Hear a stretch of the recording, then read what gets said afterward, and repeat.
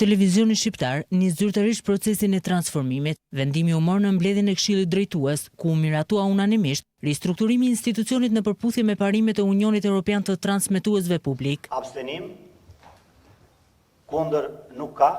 Për drejtoreshën e përgjithshme të Radio Televizionit Shqiptar, Eni Vasile, ky proces i rëndësishëm vjen pas një pune studimore të zhvilluar nga Radio Televizioni Shqiptar në bashkëpunim me EBU-n. Ky është një moment shumë i rëndësishëm për vetë institucionin e medias publike, i cili tregon vullnetin për të ndryshuar, vullnetin për të reformuar dhe vullnetin për të qenë në treg i barabartë. Kryetari i Këshillit Drejtues Fatjon Hoxhalli e cilësoi këtë proces të rëndësishëm, i cili hap rrugën forcimit të medias publike. Miratuam në parim procesin e transformimit të Radio Televizionit Shqiptar sipas parimeve të EBU. Disa nga parimet ku bazohet ky transformim janë rikonceptimi i gjithë produktit mediatik të Radio Televizionit Publik Shqiptar, riorganizimi i të gjitha strukturave qeverise dhe modelit të qeverisjes së institucionit, edhe normalisht edhe një rishikim të gjithë modelit të financimit të institucionit. Dy anëtarët e Këshillit, Osman Mula dhe Robert Budina, nënvizuan se mbështetja unanime në këtë proces është domethënëse, pasi tregon vullnetin e mirë të gjithëve për të çuar përpara transformimin e RTS-s. Ajo që ishte kryesore sot ishte aprovimi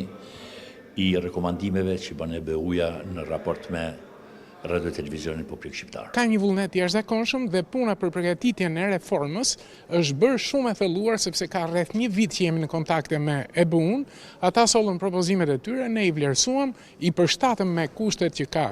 Vendimi i Këshillit Drejtues përcakton ngritjen e një grupi pune që do të ndjekë zbatimin e reformës dhe hapat konkrete të transformimit të medias publike. Ky zhvillim shënon një fazë të re për Radio Televizionin Shqiptar me fokus modernizimin, rritjen e standardeve dhe përmirësimin e shërbimit ndaj publikut.